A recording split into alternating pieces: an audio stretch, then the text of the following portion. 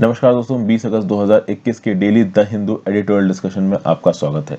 देखते हैं आज कौन कौन से इंपॉर्टेंट एडिटोरियल्स डिस्कस करेंगे। पहला एडिटोरियल है lessons from India's all cause mortality data. तो देखिए, अलग अलग जर्नलिस्ट की रिपोर्टिंग के आधार पर और ओवरऑल कुछ एस्टिमेशंस के आधार पर रियल में कोविड-19 की वजह से कितनी मौतें हुई हैं उसको यहाँ पे डेसिफर करने की कोशिश की जा रही है। तो कितनी मौतें हुई इंडिया में, इसमें कौन सा फॉर्मूला ऑथर अपना रहा है, इन दोनों चीजों को मैं आपके साथ डिस्कस करूंगा। कोविड-19 के लिए ये डाटा कब से कब तक का है? अप्रैल 2020 से लेकर जून 2021 के बीच में कितनी डेथ्स हैं? लगभग 35 से 37 लाख डेथ एक्सपेक्टेड है कोविड-19 पैंडेमिक से। नेक्स्ट बात करते हैं the Abraham accords as India's west Asia bridge. देखिए, अब्राहम अकॉर्ड क्या थे? जब इजराइल ने, ये आप कह सकते हो कि जो यूएई और बाकी गल्फ कंट्रीज हैं इनके साथ एक एग्रीमेंट साइन किया कि ठीक है भाई, हम दोस्ती वगैरह करेंगे। एक्चुअली में यूएई, सऊदी अरेबिया, ये जो कंट्रीज हैं वो पैलेस्टीनियन अरब क्रॉस को काफी इंपॉर्टेंस देते हैं। और आपको पता है कि ऐसा कहा जाता है इजराइल पैलेस्टीन के अगेंस्ट अत्याचार करता है। लेकिन सऊदी अरेबिया को भी साइड हटा दो, क्योंकि सऊदी अरेबिया ने कोई ऑफिशियली नहीं साइन किया अब्राहम अकॉर्ड्स को, बट यूएई और इजराइल ऑफिशियली अब दोस्त बन गए। दोनों की एम्बेसीज एक दूसरे कंट्री में खुल गई हैं, बिजनेसेस, ट्रेड और इन्वेस्टमेंट शुरू होने लगा है, और ओवरऑल आप देखोगे कि टूरिज्म भी पिक करने लगा है। तो अब इन अब्राहम अकॉर्ड्स का फायदा इंडिया कैसे उठा रहा है? इंडिया की न्यूट्रल अप्रोच पिछले कई सालों में किस प्रकार से काम की, जैसे फॉर एग्जांपल अगर आप मिडिल ईस्ट की बात करो तो इंडिया ईरान का भी दोस्त है, at the same point of time India Saudi Arabia का भी दोस्त है। और आपको पता है सऊदी अरेबिया और ईरान दोनों एक दूसरे के कट्टर दुश्मन है। तो दो कट्टर दुश्मनों के साथ साइमल्टेनियसली इंडिया दोस्ती करके क्या अपने स्ट्रेटेजिक ऑब्जेक्टिव्स को पूरा कर पा रहा है, इसके बारे में कुछ पॉइंट दिए गए हैं, इन पॉइंट्स को देखेंगे। फिर एक और आर्टिकल है ऑप्टिमिस्टिक असेसमेंट। कुल मिला के लगभग 15 दिन पहले आरबीआई की मॉनेटरी पॉलिसी आई थी, और उस आरबीआई की मॉनेटरी पॉलिसी में थोड़ा बहुत आगे आने वाले क्वार्टर्स में जो इकोनॉमिक ग्रोथ है इसके रेट को कम किया गया था। लेकिन रिसेंटली आरबीआई के कुछ ऑफिशियल्स ने एक रिपोर्ट रिलीज की है, और उस रिपोर्ट में हमारी मैन्युफैक्चरिंग एक्टिविटी को और हमारी स्टेट ऑफ इकोनॉमी को बड़ा अच्छा बताया जा रहा है। तो इस आर्टिकल में यही बात की जा रही है कि एक तरफ आरबीआई की मॉनेटरी पॉलिसी में थोड़ा सा इकोनॉमिक ग्रोथ को घटा के दिखाया जाता है, इकोनॉमी को स्लो करता हुआ दिखाया जाता है, और उसके 15 दिन बाद ही आरबीआई के कुछ ऑफिशियल्स अपनी रिपोर्ट निकालते हैं और ये बोलते हैं कि इकोनॉमी में सब कुछ अच्छा चल रहा है, अनएम्प्लॉयमेंट घट रहा है।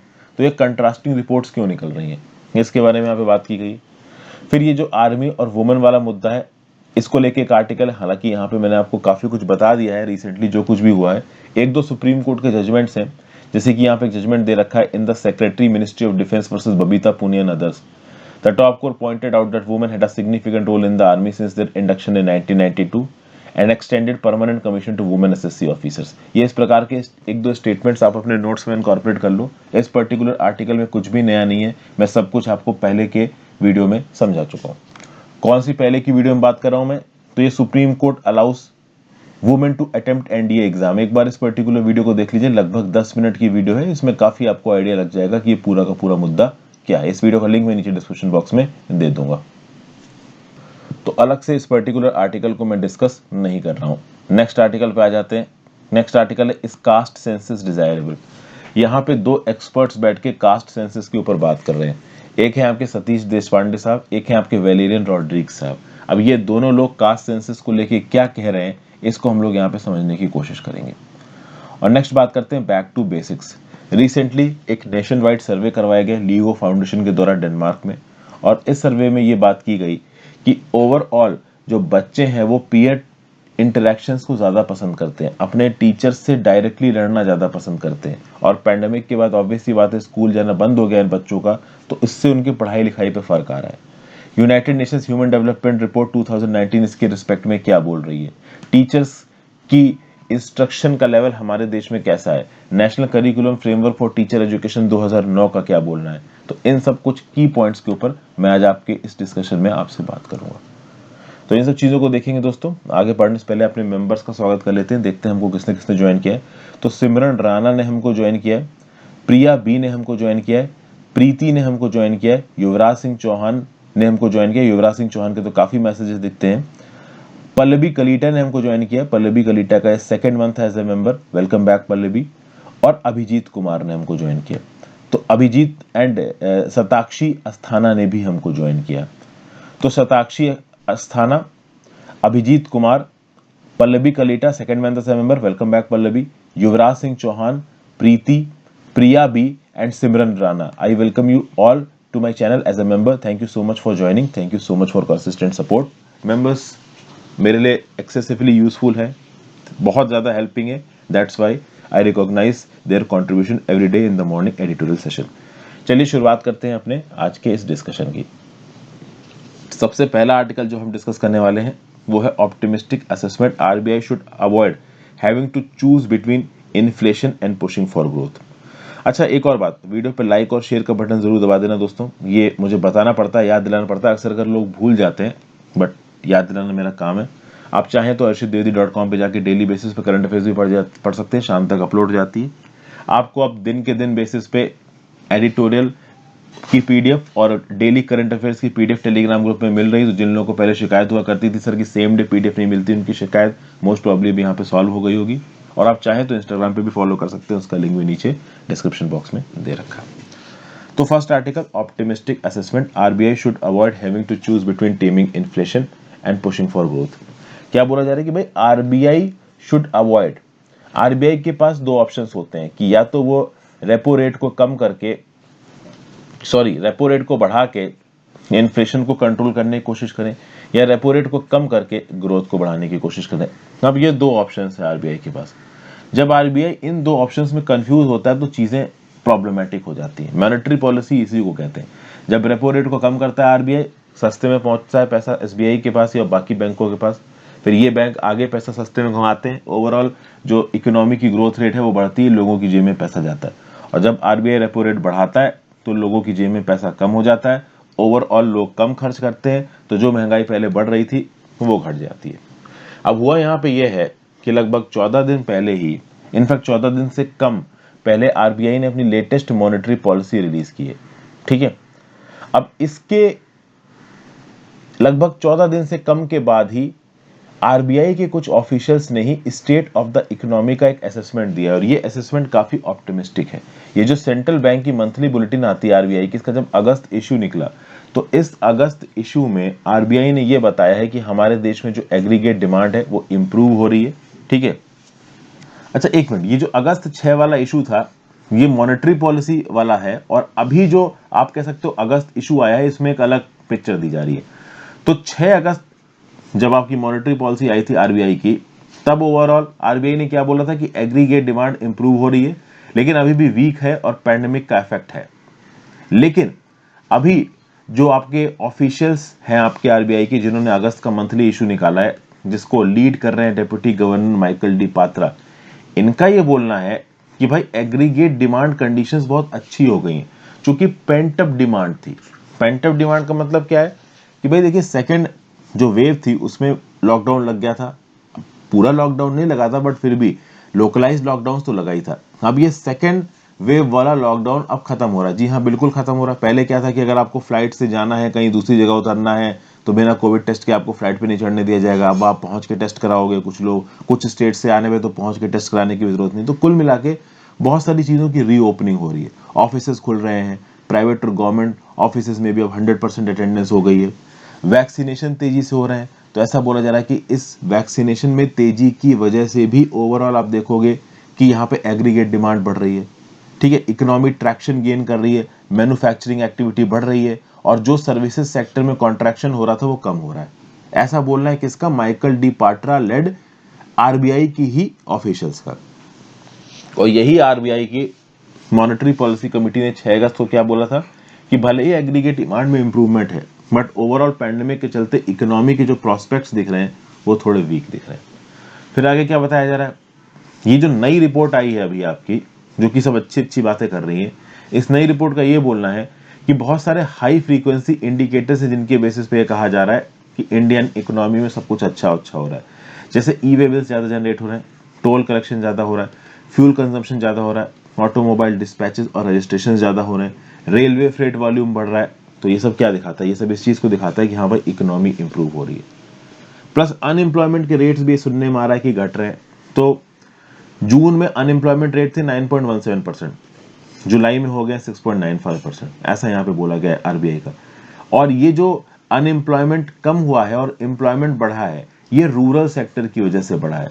तो आरबीआई बोल रही है कि there is resilience of rural sector, agriculture prospects हमारे बहुत अच्छे हो रहे हैं। ये सब बहुत अच्छी अच्छी बातें यहाँ पे आरबीआई की रिपोर्ट में बताया जा रहा है। लेकिन at the same point of time बुद्धिजीवी एक्टिव हो जाएंगे और बुद्धिजीवी जो भी अच्छी अच्छी बातें सरकार द्वारा करी जा रही है, आरबीआई द्वारा करी जा रही है, उसको काउंटर करेंगे।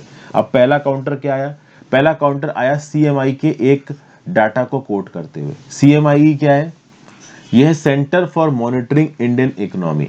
Centre for monitoring Indian economy का ये बोलना है कि ये जो जुलाई में 16 मिलियन जॉब्स एक्स्ट्रा आई हैं, ये जो 1 करोड़ 60 लाख जॉब्स एक्स्ट्रा आई हैं, ये बड़ी हाई क्वालिटी की जॉब्स नहीं है।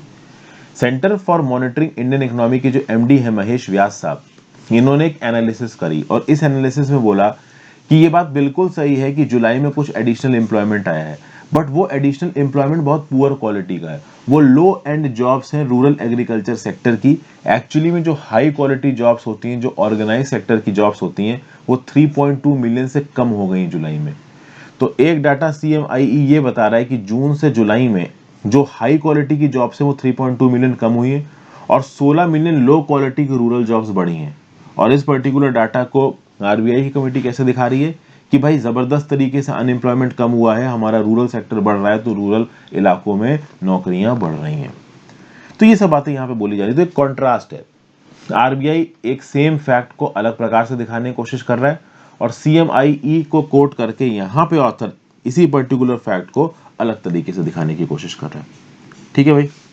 प्लस यहाँ पे आरबीआई के ऑफिशियल्स ने इस बात का कोई भी जिक्र नहीं किया है कि क्यों मॉनेटरी पॉलिसी कमेटी के मेंबर्स ने जून फोरकास्ट को थोड़ा कम कर दिया था।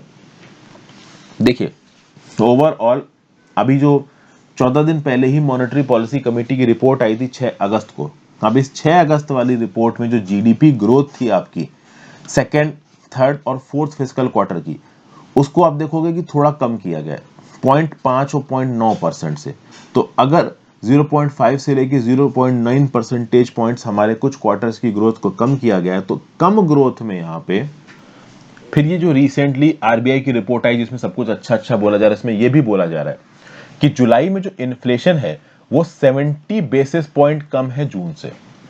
तो रिटेल प्राइस में जो इन्फ्लेशन आया है जुलाई में, दैट इज समवेयर अराउंड 5.6%, जो कि पिछले महीने से 70 बेसिस पॉइंट कम है। इसका मतलब क्या है? इसका मतलब यह है कि ओवरऑल महंगाई का समय चला गया, चीजें सस्ती हो रही है। तो अब यहाँ पे एक कंट्रास्ट नजर आ रहा है, इस कंट्रास्ट को फाइनली समझने की कोशिश कीजिए। एक तरफ मॉनेटरी पॉलिसी कमेटी ऐसा लग रहा है कुछ और बोल रही है, और यहाँ पे जो डेप्यूटी गवर्नर माइकल प्रातरा के अंदर ये जो ऑफिशियल्स है आरबीआई के, ये एक अलग रिपोर्ट निकाल रहे हैं।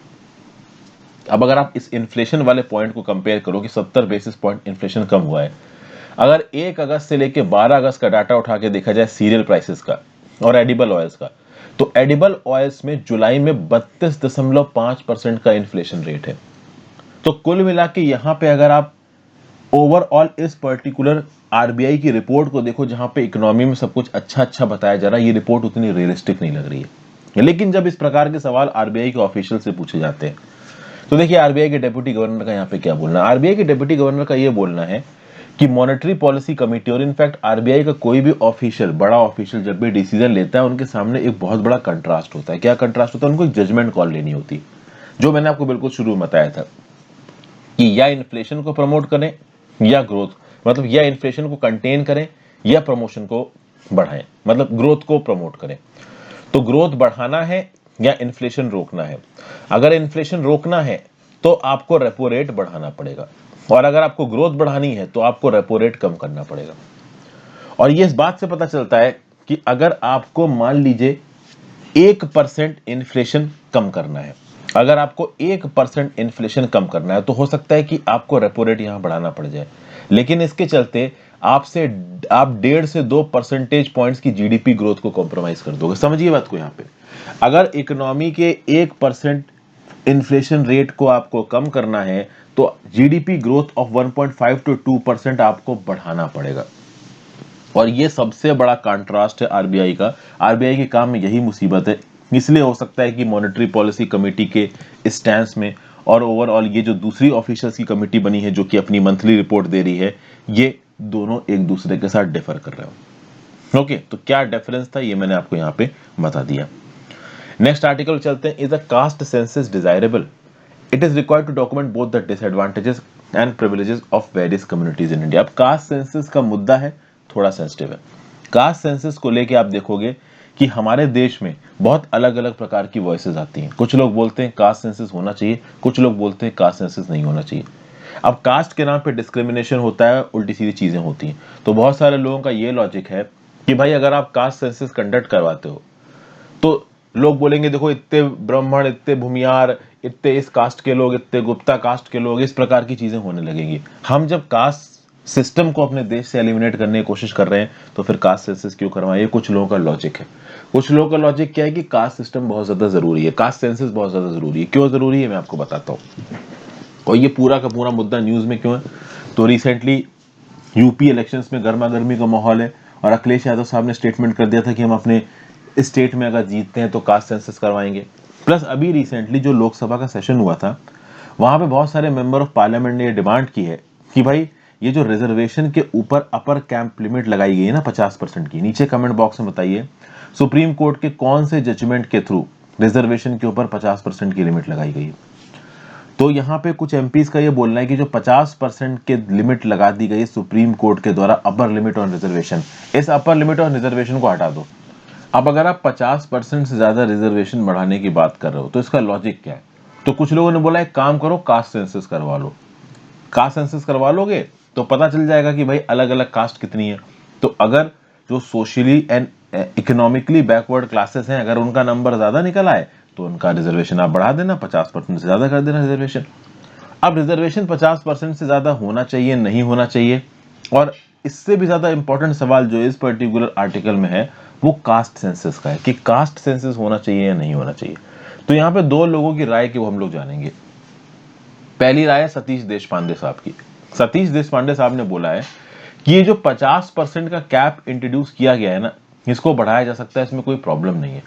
ओके, ओवरऑल अगर आप देखो तो रिजर्वेशन से रिलेटेड बहुत सारी आइडियोलॉजिकल प्रॉब्लम्स है हमारे देश में, ठीक है ना।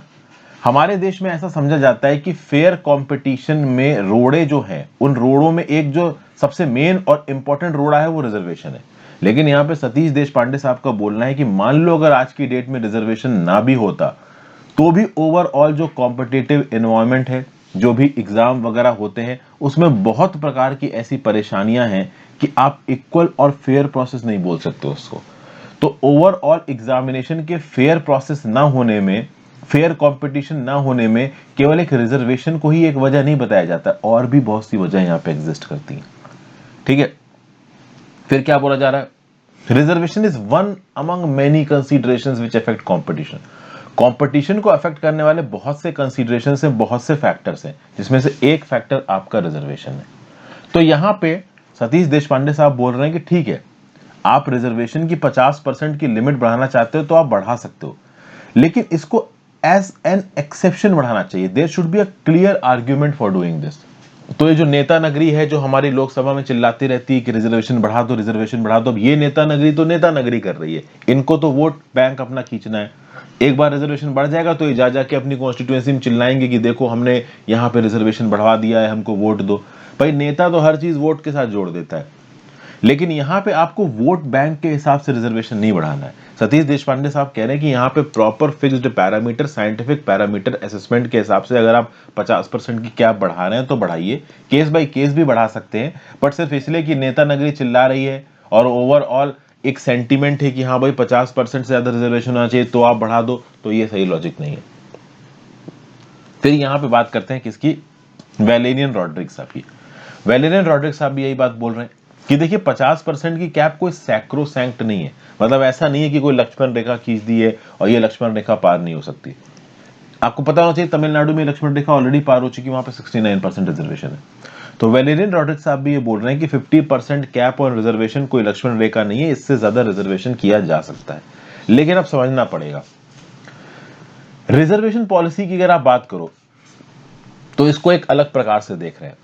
देखिए रिजर्वेशन पॉलिसी एक स्मॉल प्रोपोर्शन ऑफ लोगों को बेनिफिट देता है। जो लोग रिजर्वेशन के लिए एंटाइटल्ड हैं, जिनके पास कुछ पर्टिकुलर कम्युनिटी कोटास हैं, केवल वही रिजर्वेशन पॉलिसी का फायदा उठा सकते हैं, बाकी रिजर्वेशन पॉलिसी का फायदा नहीं उठा सकते।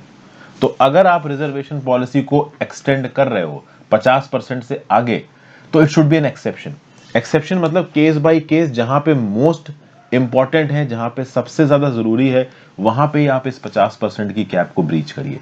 जरूरी नहीं है कि यहां पे अगर आपके लोकसभा के एमपी चिल्ला चिल्ला के बोल रहे हैं कि रिजर्वेशन बढ़ा दो, तो आप रिजर्वेशन बढ़ा दो। It should be increased on a scientific basis, ये भी बोल रहे हैं वेलेरियन रॉड्रिक्स साहब। प्लस वेलेरियन रॉड्रिक्स साहब यहाँ पे एक और बात बोल रहे हैं रिजर्वेशन के रिस्पेक्ट में।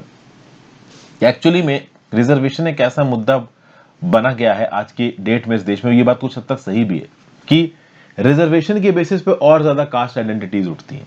क्या होता है कि कुछ कास्ट और कम्युनिटीज को मान लो आपका रिजर्वेशन मिल गया, अभी बाकी कास्ट और कम्युनिटीज को रिजर्वेशन नहीं मिला, तो ये और कास्टिज्म को प्रमोट करता है। ये कास्टिज्म को कम नहीं करता है, कास्ट में इक्वालिटी लेके नहीं आता, ये और प्रमोट करता है। ठीक है, तो हमारा एज अ गुड सोसाइटी क्या फर्ज बनता है कि हम डेमोक्रेसी को स्ट्रेंथन करें, ना कि कास्ट को प्रिजर्व करें। और ये रिजर्वेशन जैसी चीजें कास्ट को प्रिजर्व करती, डेमोक्रेसी को स्ट्रेंथन नहीं करती। तो ओवरऑल अगर पॉलिटिशियंस कल की डेट में बोलेंगे रिजर्वेशन बढ़ाया जाओ, रिजर्वेशन बढ़ाया जाओ, तो वो तो अपनी पॉलिटिक्स कर रहे हैं और उस पॉलिटिक्स के आधार पे कास्टिज्म को प्रमोट कर रहे हैं। और पॉलिटिशियंस तो कास्टिज्म करते ही हैं, क्योंकि कास्ट के आधार पे वो वोट मांगते हैं। प्लस यहाँ पे ये बताया जा रहा है कि कास्ट के अंदर ही कुछ एलिट्स उठ गए हैं। जैसे कि फॉर एग्जांपल मान लीजिए शेड्यूल कास्ट के लोग हैं और शेड्यूल ट्राइब के लोग हैं, तो इन ट्राइब्स के अंदर कुछ एलिट लोग उठ गए हैं और वो बहुत ज्यादा पावरफुल हो गए। और इसी कास्ट के अंदर कुछ लोग हैं जो बिल्कुल ही नीचे तबके में चले गए हैं, वो ऊपर उठ ही नहीं पा रहे हैं। वो आज भी गांव के उसी माहौल में हैं, उनके बच्चे आज भी खेती कर रहे हैं, परेशान हैं। तो हर कम्युनिटी के अंदर से कुछ ऐसे लोग हैं जो बिल्कुल ऊपर उठ गए हैं और वो बेनिफिट लेके और ऊपर उठते चले ही जा रहे हैं, अपनी डोमिनेंस वहां पे बनाए जा रहे हैं। और बाकी जो लोग हैं उसी कम्युनिटी के, उनके पास उस प्रकार की फ्रीडम, इक्वालिटी या ऑप्शंस नहीं है। तो इस इनइक्वालिटी को भी एड्रेस करने की जरूरत है। तो जैसे ओबीसी में क्रीमी और नॉन क्रीमी लेयर है, इस प्रकार से कहा जा सकता है कि यहाँ पे शायद ऑथर बोल रहे हैं कि एससी और एसटी कैटेगरी में भी क्रीमी और नॉन क्रीमी लेयर लेके आइए।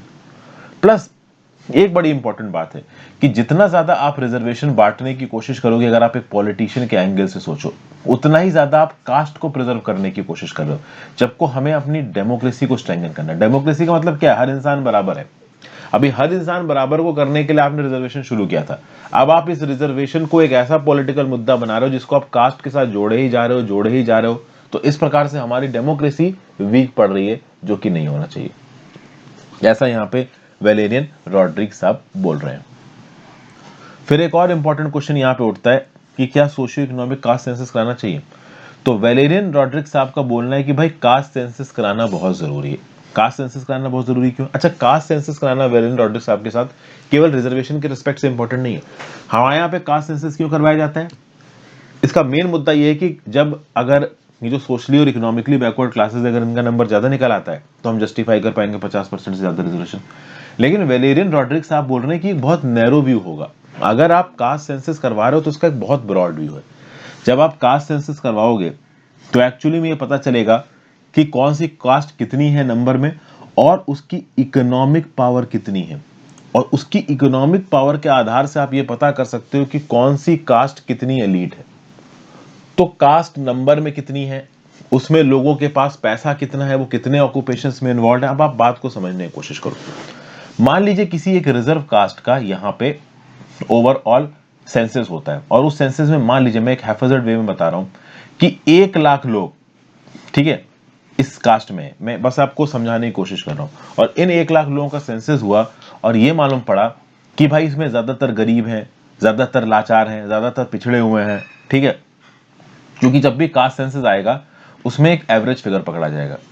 लेकिन हम इसमें इस टेंडेंसी को भूल जाते हैं कि इस 1 लाख लोगों में से 200-300 लोग ऐसे होंगे जिन्होंने यहाँ पे सबसे ज्यादा कास्ट के बेनिफिट्स को इस्तेमाल किया होगा, चाहे वो गवर्नमेंटल स्कीम्स हो, चाहे वो रिजर्वेशन हो। और ये 200-300 लोग और उनके जो बच्चे वगैरह हैं, ये और ऊपर उठते जा रहे हैं और बाकी पूरी की पूरी कास्ट नीचे गिरती जा रही है। तो ये जो रिजर्वेशन बेनिफिट्स हैं, ये जो गवर्नमेंट जॉब बेनिफिट्स हैं, पढ़ाई का बेनिफिट है, गवर्नमेंट स्कीम्स का बेनिफिट है, किसी भी एक पर्टिकुलर कास्ट के लिए अगर कुछ बेनिफिट्स लेके आए जाते हैं, तो हमारा फोकस इस बात पे भी होना चाहिए कि वो बेनिफिट्स उस कास्ट के अंदर इक्विटेबली डिस्ट्रीब्यूट हो, जो कि नहीं हो पाते हैं। ठीक है ना? एक बच्चा जो कि शेड्यूल कास्ट कम्युनिटी को बिलोंग करता है, वो दिल्ली में रह रहा है, दिल्ली में काफी पैसा खत्म करके अपनी पढ़ाई लिखाई कर रहा है, वो अफोर्ड कर सकता है। लेकिन at the same point of time एक शेड्यूल कास्ट का बच्चा जो कि किसी बीहड़ गांव में रहता है, उसके पास भी दिमाग का वही लेवल है, लेकिन वो ये सोच तक नहीं सकता कि मैं किसी स्टेट में जाके यूपीएससी, शायद यूपीएससी का उसने एग्जाम सुना ही ना हो, बस ये सुना हो कि भाई कलेक्टर और पुलिस वाले आते हैं। उसके अंदर भी दिमाग है, वो भी कम्पीट कर सकता है, बट उसको मौका नहीं मिल रहा है। तो ओवरऑल यहाँ पे कास्ट सेंसस करवाना चाहिए और इक्विटेबली हमें ये पता करने की कोशिश करनी चाहिए, हमें ये ट्रेंड पकड़ना चाहिए कि भाई किस कास्ट में कौन से लोग कौन सी फाइनेंशियल पोजीशन या ऑक्यूपेशन में है, उनकी क्या औकात है, और उसके हिसाब से ओवरऑल बेनिफिट्स को कैसे रीओरिएंट किया जा सकता है। लेकिन ये चीजें बहुत ज्यादा पॉलिटिकल है, कुछ पॉलिटिकल पार्टीज को इनसे नुकसान होगा, कुछ पॉलिटिकल पार्टीज को इनसे फायदा होगा, इसलिए सब लोग इस प्रकार के सेंसेस में इंटरेस्ट नहीं रखते, ऐसा वैलेरियन रॉड्रिक्स साहब बोल रहे हैं। और यहाँ पे देश पांडे साहब ने एक और अच्छा आर्टिकल दिया है। इन्होंने बोला है कि अगर कास्ट डिसएडवांटेज का एक रीजन है तो कास्ट प्रिविलेज का भी एक रीजन है। जी हाँ, अगर आप कास्ट सेंसस करवाते हो तो ये बात भी साफ साफ पता चल जाएगी कि हमारे देश में कितनी कास्ट प्रिविलेज्ड कैटेगरी में आती हैं, और उससे भी हम ये पता कर लेंगे कि कास्ट सिस्टम कितना ज्यादा यहाँ पे एग्जिस्टेंट है, कितना ज्यादा यहाँ पे एग्जिस्टेंट नहीं है। तो ये सब बातें यहाँ पे बताई जा रही हैं। ओवरऑल अब देखिए, कास्ट सेंसस होना ना होना, आने वाले समय में देखिए कास्ट सेंसस होना ही है, ये बात तय है। फिर ये भी ट्रेंड देखा गया है कि जो सरकारें हैं ना, वो कास्ट सेंसस का डाटा रिलीज नहीं करना चाहती हैं। जैसे कि यूनियन गवर्नमेंट ने भी 2011 में एक एक्सरसाइज करवाई थी कास्ट सेंसस की, और कर्नाटका की सरकार ने 2015 में एक एक्सरसाइज करवाई थी कास्ट सेंसस की, और दोनों ही एक्सरसाइजेस में कास्ट सेंसस के डाटा रिलीज नहीं किए गए। अब पॉलिटिशियंस का एक और पर्सपेक्टिव होता है, जो बड़ी पॉलिटिकल पार्टीज होती हैं वो हर कैटेगरी के रिस्पेक्ट में सोचती हैं। तो अगर मान लो कोई एक बड़ी पॉलिटिकल पार्टी है, वो मान लो कास्ट के बेसिस पे रिजर्वेशन बढ़वा देती है और ऐसा कोई मेजर डिसीजन लेती है, तो उस केस में उनको ये लगेगा कि चलो भाई, जो रिजर्व कैटेगरी के लोग हैं उनका हमको वोट मिल जाएगा, लेकिन जो नॉन रिजर्व कैटेगरी के लोग हैं वो अपोजिशन पार्टी को वोट दे देंगे। तो प्रॉब्लम यहाँ पे ये है कि हमें सोसाइटल बेनिफिट और अपलिफ्टमेंट के बारे में सोचना है, अपनी डेमोक्रेसी को स्ट्रांग करने के बारे में सोचना है, और यहाँ पे जो हमारे पॉलिटिशियंस हैं वो कास्ट को वोट बैंक के साथ जोड़ के सोचते हैं, और इसके चलते पॉलिटिक्स बढ़ती जाती है और इशू को सॉल्व करने की बजाय हम इशू को और ज्यादा ट्रिकी बना देते हैं। ये पूरा का पूरा मुद्दा है। आई होप आपको समझ में आ गया हो, इतनी इंपॉर्टेंट बात है और ज्यादा इसमें बात करने वाली बात है नहीं। फिर नेक्स्ट आते हैं back to basics. It is important for India to work on ways to strengthen foundational education for children. यहाँ क्या बताया जाए, रिसेंटली लीगो फाउंडेशन करके एक ऑर्गेनाइजेशन है डेनमार्क में, और इस डेनमार्क में एक नेशन वाइड सर्वे करवाया गया, और उस नेशन वाइड सर्वे की प्रिलिमिनरी रिपोर्ट आई है। ये रिपोर्ट ये बताती है कि जो बच्चे हैं वो peer interactions, good teachers, fun learning content and knowledge gain from experimental approaches को ज्यादा इंपॉर्टेंस देते हैं। पीयर इंटरेक्शंस मतलब जो भी उनके दोस्त वगैरह हैं, जो भी उनके क्लासमेट्स हैं, जिनके साथ वो डेली बेसिस पे बातचीत करते हैं, अच्छे टीचर्स जो कि उनको क्लास में पढ़ाते हैं, फन लर्निंग कंटेंट जिसको पढ़ के उनको मजा आता है, और एक्सपेरिमेंटल अप्रोच। तो जब क्लास में आप फिजिकली प्रेजेंट होते हो तो बहुत सारे अच्छे अच्छे इवेंट्स में, बहुत सारे अच्छे अच्छे इंटरेक्शंस में आप पार्टिसिपेट करते हो, और इससे आपको नॉलेज गेन होती है। इसलिए यूनिसेफ का यहाँ पे साफ साफ बोलना है कि बच्चों को अब स्कूल वापस जाना चाहिए, और जिस प्रकार से डेनमार्क में बच्चों की अप्रोच है, कुछ वैसी ही अप्रोच इंडिया में भी बच्चों की होगी, क्योंकि बच्चे हर जगह पे एक जैसे होते हैं, एक बच्चे की एस्पिरेशन एक जैसी होती है। तो हम कितना प्रिपेयर्ड हैं इन बच्चों को स्कूल वापस भेजने के लिए। अलग अलग एस्टिमेट्स के हिसाब से पैंडेमिक और लॉकडाउन के चलते स्कूल में ड्रॉप आउट रेट बढ़ गया है। जो चिल्ड्रन है वो प्राइवेट से गवर्नमेंट स्कूल की तरफ जा रहे हैं, क्योंकि प्राइवेट कॉलेजेस की फीस उनके माँ बाप अफोर्ड नहीं कर सकते। प्लस चूंकि वो घर पे बंद थे, तो घर में माँ बाप लड़ रहे हैं, तो वो बच्चों को भी गरिया रहे हैं। मम्मी पापा की लड़ाई हुई, पापा ने मम्मी को धर दिया, मम्मी ने बेटे को धर दिया, तो इस प्रकार की एक्टिविटीज इंडिया में बढ़ जाती हैं।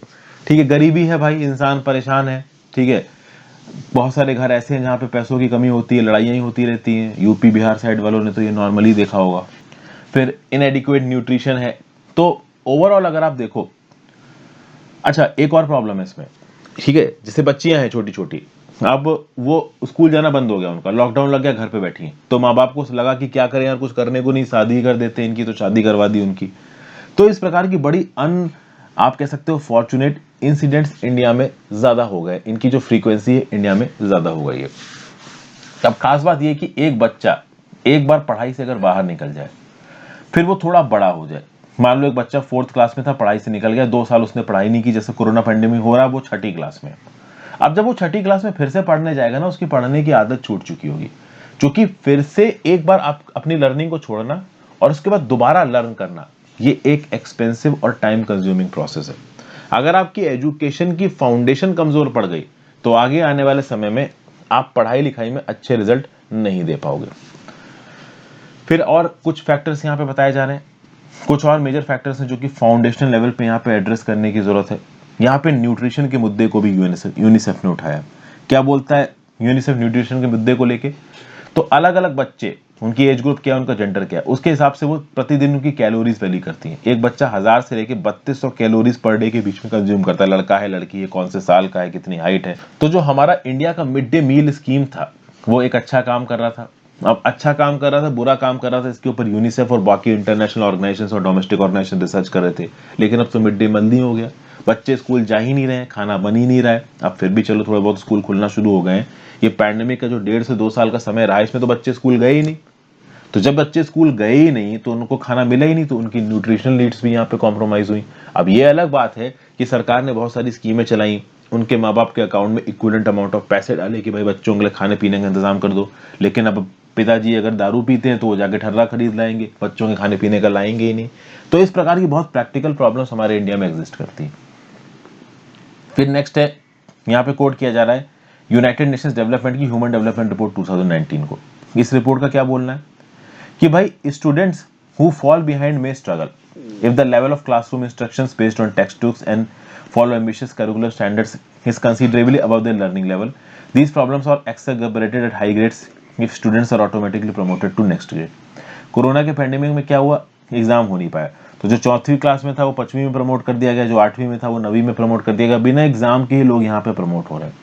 अब बात यह है कि मान लीजिए आपने 5th क्लास का एक बच्चा है, उसने 5th क्लास के कंसेप्ट को सही तरीके से नहीं पढ़ा, वो बिना पढ़ाई के ही 6ठी क्लास में प्रमोट हो गया। अब वो 6ठी क्लास में जब पढ़ने जाएगा तो उसको समझ में ही नहीं आएगा कुछ। अब ये अलग बात है कि नेशनल एजुकेशन पॉलिसी ने टीचर को पेडागॉगिकल आजादी दी है। पेडागॉगी क्या होता है? पढ़ाने का तरीका। तो पेडागॉगी की आजादी के चलते एक टीचर अपने हिसाब से इंप्रोवाइज कर सकता है बच्चे को सी चीजें अच्छी तरीके से समझाने के लिए। लेकिन अब हमारा जो करिकुलम है भाई, हमारे करिकुलम में कंटेंट भरा हुआ है, टीचर्स के पास वैसे भी समय नहीं होता है, तो कंस्ट्रक्टिव एंगेजमेंट बहुत कम हो जाते हैं क्योंकि कोर्स बड़ा है। अब कोर्स में मान लो एक बहुत छोटी सी कोई चीज है, फिजिक्स का Newton's third law of motion आपको बच्चे को समझाना है। अब अगर आप थर्ड लॉ ऑफ मोशन को समझाने के लिए पूरा एक दिन लगा देंगे तो टीचर कोर्स ही खत्म नहीं कर पाएगा। तो टीचर के पास काम की कमी होती है, तो टीचर बस बच्चों को बताता जाता है, बच्चे उसको घोटते जाते हैं। प्रैक्टिकल जो पढ़ाई होती है ना क्लासरूम के लेवल पे, वो एक्चुअली में हो नहीं पाती है क्योंकि टीचर्स के पास समय कम होता है और स्टूडेंट्स भी सिंपली कंज्यूम कर लेते हैं जो कुछ भी उनको पढ़ाया जाता है। तो ऐसे केसेस में जो बच्चों की फाउंडेशनल डेवलपमेंट है वो यहाँ पे इग्नोर हो जाती है। ओके, ये बात यहाँ पे बताई गई, फाउंडेशनल डेवलपमेंट स्लो हो जाती है यहाँ पे बच्चों की, और वो बहुत ज्यादा जरूरी है डीपर लर्निंग के लिए। फिर कुछ और बातें यहाँ पे बताई जानी, जो नेशनल करिकुलम फ्रेमवर्क है टीचर एजुकेशन का 2009 का, जिसमें नेशनल एजुकेशन पॉलिसी 1986 के हिसाब से चीजें की जा रही हैं, उसमें यह बताया गया कि एक टीचर में रिफ्लेक्ट करता है सोसाइटी का सोशियो कल्चरल एथोस। क्यों? क्योंकि टीचर ही एक बच्चे को पढ़ाएगा और बच्चों का मेंटल लेवल इस बात पे डिपेंड करेगा कि टीचर का मेंटल लेवल क्या है, और टीचर जिस हिसाब की सोच बच्चों को सिखाएगा बच्चे उसी सोच तक उठ सकते हैं, उससे ज्यादा ऊपर नहीं जा सकते। अब एनईपी जो नेशनल एजुकेशन पॉलिसी 2020 की आई है, यहाँ पे जो किंडरगार्टन बच्चे हैं अंडर प्रिविलेज सेक्शन के, इन अंडर प्रिविलेज सेक्शन के किंडरगार्टन बच्चों को आंगनवाड़ी टीचर्स पढ़ाएंगे, आंगनवाड़ी हेल्पर्स पढ़ाएंगे, और इन आंगनवाड़ी टीचर्स और हेल्पर्स को 10,000 से लेके 5,000 रुपए दिया जाएगा, और इन आंगनवाड़ी टीचर्स और हेल्पर्स को ऑनलाइन ट्रेनिंग दी जाएगी। ये जो ऑनलाइन ट्रेनिंग है ये इंडिया में काम नहीं करेगी, ऐसा यहाँ पे ऑथर बोल रहा है, क्योंकि इन आंगनवाड़ी वर्कर्स के पास की एक्सपर्टीज ही नहीं है कि वो खुद ऑनलाइन चीजों को समझ सकें, वो ऑनलाइन पढ़ के दूसरों को क्या पढ़ाएंगी। तो ये भी अपने आप में प्रॉब्लम बताई जा रही है। तो 2030 के sustainable development goal for education की अगर आप बात करो तो इंडिया को अपने एजुकेशन सेक्टर में एक वॉर फुटिंग पे जाने की जरूरत है। एडटेक की आप बात करो, एजुकेशन टेक्नोलॉजी की बात करो, एडटेक प्लेटफॉर्म जैसे बड़े बड़े प्लेटफॉर्म आ गए, आपके सारी कोचिंग इंस्टीट्यूट हैं जो कि आपको ऑनलाइन कोर्स प्रोवाइड करती हैं। अब ये जो बड़े बड़े जैसे फॉर एग्जांपल बायजूस हो गया, अनअकैडमी हो गया, ये सब अनटेक प्लेटफॉर्म है, आपका अड्डा हो गया, जाने कितने खुले हुए हैं। तो अब ये जो एडटेक प्लेटफॉर्म्स होते हैं ये ऑनलाइन ट्रेनिंग देते हैं, लेकिन हमारी देश के सारे टीचर्स और सारे, इनफैक्ट आप कह सकते हो यूट्यूब भी एक एडटेक प्लेटफॉर्म ही हो गया। मैं जो आपको ये वीडियो बता रहा हूँ ये एजुकेशन टेक्नोलॉजी के थ्रू ही आपके पास पहुंच रही है। तो आप प्रिविलेज लॉट को बिलोंग करते हो कि आप ऑनलाइन आके यूट्यूब में देख के लेक्चर्स पढ़ रहे हो। हमारे देश में हर बच्चा इतना प्रिविलेज नहीं है। एक बच्चा जो गांव में बैठा है, जिसके यहाँ पे बिजली तक नहीं आ रही है, घर में एक फोन है, वो भी पिताजी लेके जाते हैं, उसको भी चार्ज करना पड़ता है, रात भर तो पूरा दिन चलता है, वो कैसे पढ़ेगा फोन के थ्रू एडिटोरियल डिस्कशन और बाकी चीजें? ये अपने आप में एक बहुत बड़ी बात है। तो ये सब प्रॉब्लम्स यहाँ पे हमको बताई जा रही हैं। तो सस्टेनेबल डेवलपमेंट गोल 4 को अगर पूरा करना है तो स्कूल एजुकेशन अफोर्डेबल होनी चाहिए और प्रायोरिटी के बेसिस पे बजट एलोकेशन सरकार को करना चाहिए ताकि वल्नरेबल सेक्शंस को मदद मिल सके। और ओवरऑल चीज़ों को डिजिटलाइज करने से पहले एक फिजिकल अप्रोच से टीचर्स को ट्रेनिंग देना जरूरी है, साथ साथ बच्चों को भी ट्रेनिंग देना जरूरी है, क्योंकि हम एकदम से डिजिटल अप्रोच में जंप नहीं मार सकते। हमको पहले उनको एक्वेंट करना पड़ेगा डिजिटल प्रैक्टिसेस के साथ। और यही चीज यहाँ पे इसमें बताई गई है, the need for skilled teachers. ये मैंने ओवरऑल आपको यहाँ पे समझा दिया। ठीक है भाई, अब बात करते हैं lessons from India's all cause mortality rate. इसको थोड़ा थोड़ा मैं आपको समझाता हूँ। उसमें वैसे तो बहुत सारे ऑब्जर्वेशंस दे रखे हैं, लोकलाइज्ड स्टेट लेवल के ऑब्जर्वेशंस दे रखे हैं, बस वो लोकलाइज्ड स्टेट लेवल के ऑब्जर्वेशंस हमारे लिए काम के देखे हैं नहीं।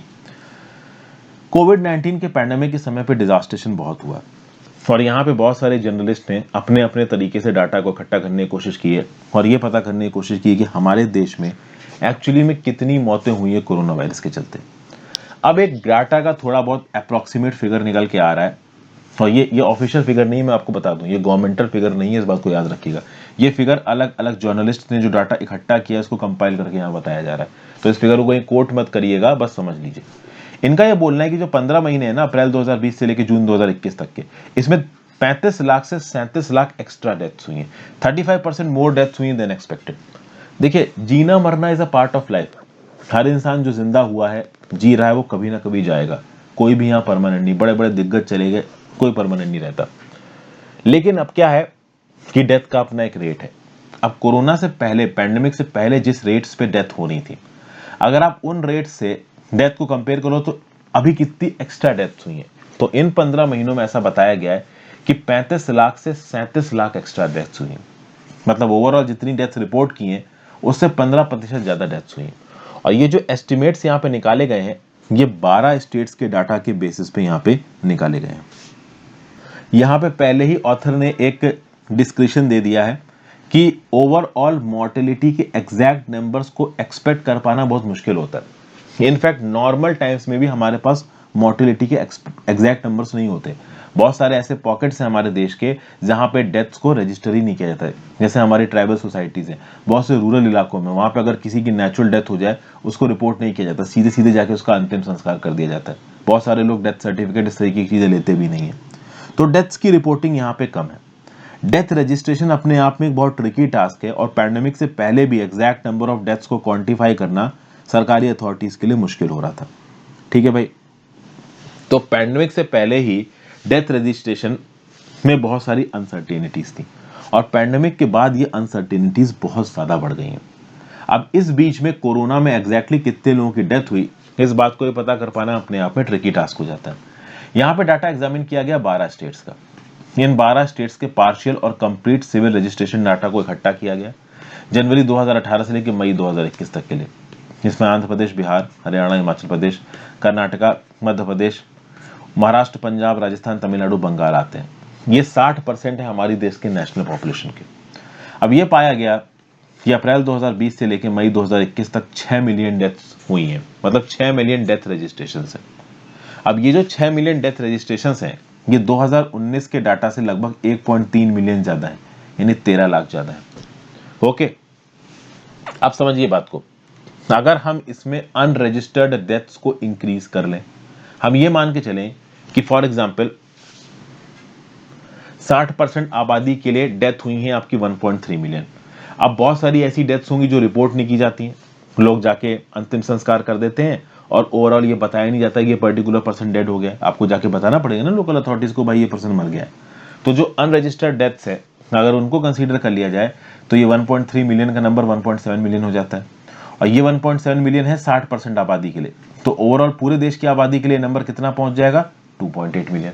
अब अगर आप ये 2.8 मिलियन का नंबर देखते हो अप्रैल 2020 से लेकर मई 2021 का, तो जो ऑफिशियल कोविड-19 की डेथ टोल दी गई है इस समय पे वो दी गई 3,32,000। इसका 8.5 गुना ये निकल के आता है।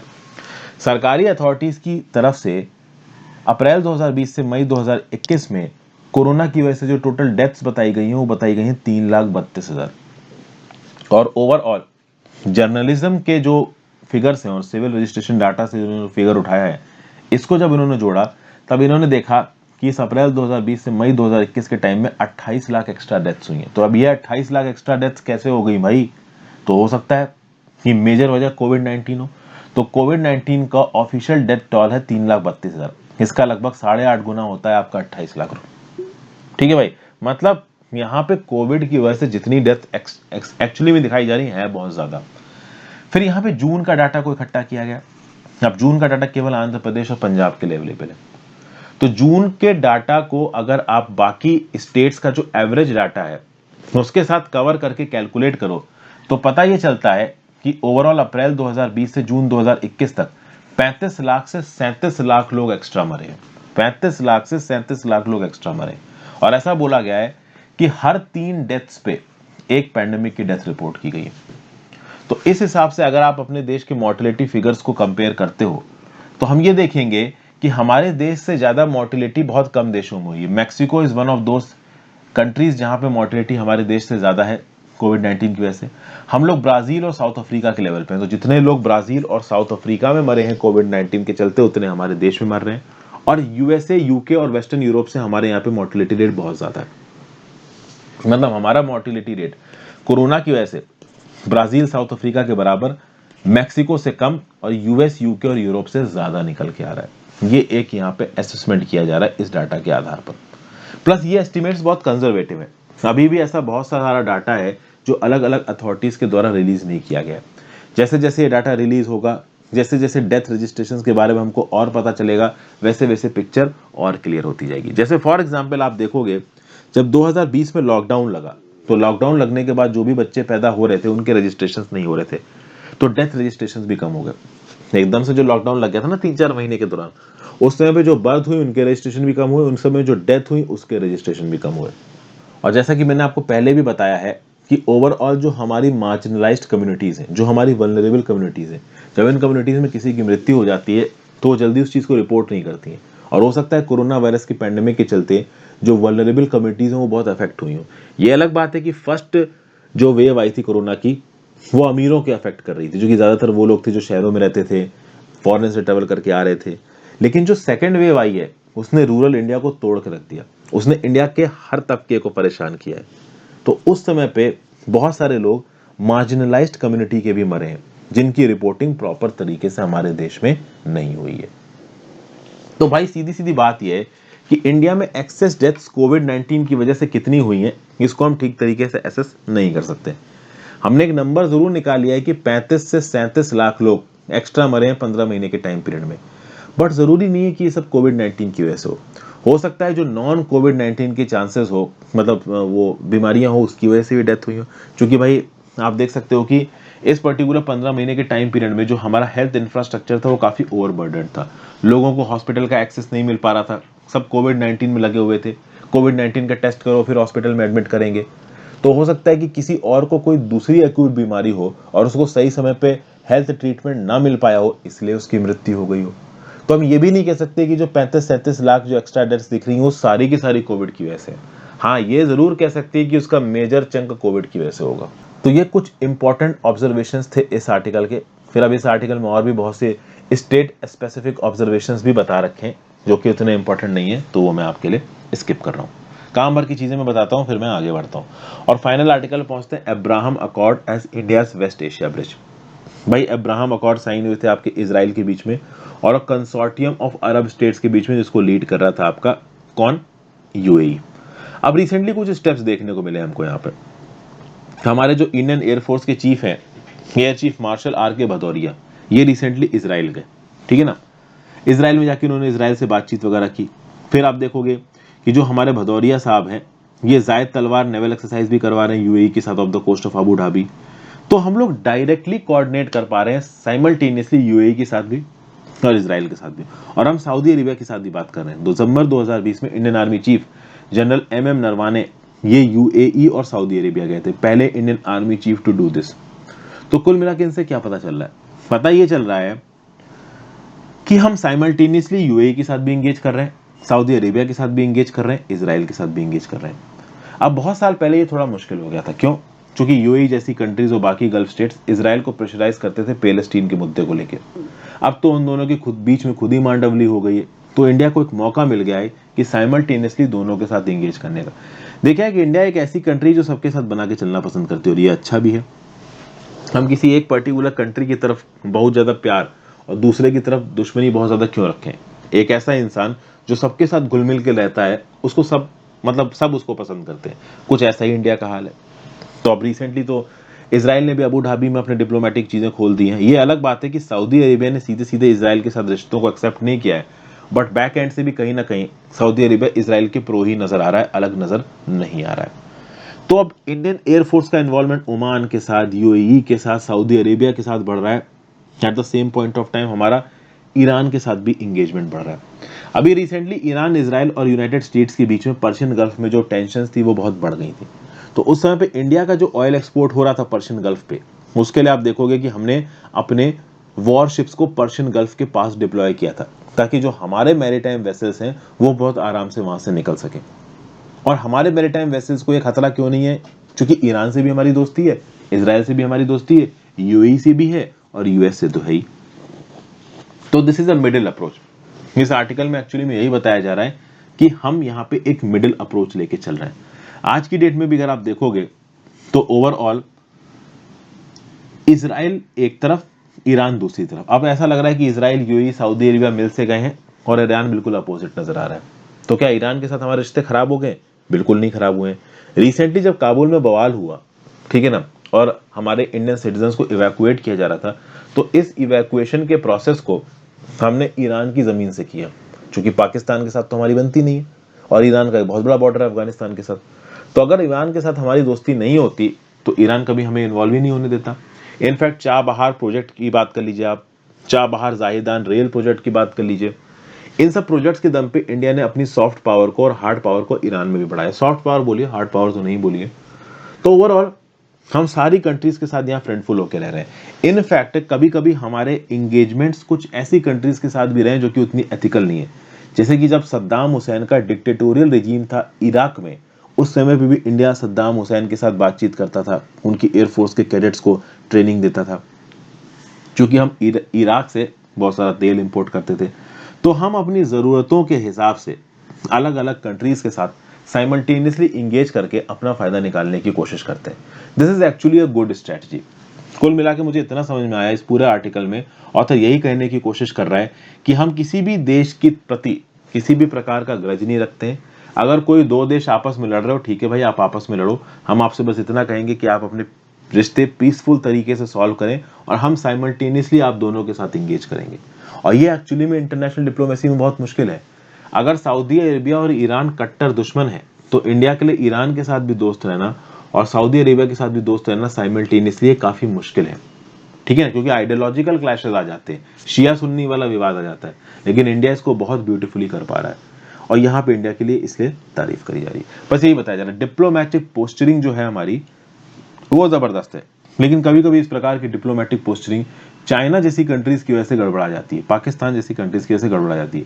वैसे देखा जाए, अगर हिस्ट्री का एग्जांपल देखो, तो हम सारी कंट्रीज के साथ इंगेज करके इस प्रकार की एक्टिविटी कर पाए। जैसे फॉर एग्जांपल रशिया और यूएस के साथ हम लोग डायरेक्टली इंगेज करते हैं, जबकि यूएस रशिया के रिश्ते कुछ बहुत ज्यादा अच्छे नहीं है। चाइना के साथ हम चीजें अच्छी क्यों नहीं कर पा रहे हैं? क्योंकि China is quite anti India. China को पता है कि उसका एक ही बड़ा टक्कर देने वाला कंट्री है और वो इंडिया है। तो ऑब्वियसली बात है, चाइना किसी भी इशू पे इंडिया के साथ ज्यादा घुल मिल के नहीं रहेगा। तो वहां हम ज्यादा कुछ नहीं कर सकते, बट ओवरऑल जो हमारी अप्रोच है वो काफी सस्टेनेबल है, साइमल्टेनियसली सबके साथ इंगेज करके किसी के भी खिलाफ ना ग्रज रखने की और अपना मतलब निकालने की। That's the theme of this article. So thank you for watching friends. I hope आपको मेरे इस आज के आर्टिकल से काफी कुछ सीखने को मिला हो। ज़्यादा से ज़्यादा लोगों के साथ इस वीडियो को शेयर करिएगा। आप अपने व्यू पॉइंट नीचे कमेंट बॉक्स में जरूर दे सकते हैं। 50% कोटा सुप्रीम कोर्ट के कौन से जजमेंट के लिए लाया गया है, ये आप मुझे नीचे कमेंट बॉक्स में बता सकते हैं। और ज़्यादा से ज़्यादा लोगों के साथ इस वीडियो को शेयर करें। ज्वाइन बटन जरूर दबाएं दिल खोल के, अगर आप दबा सकते हैं तो। Have a great day friends, good bye, take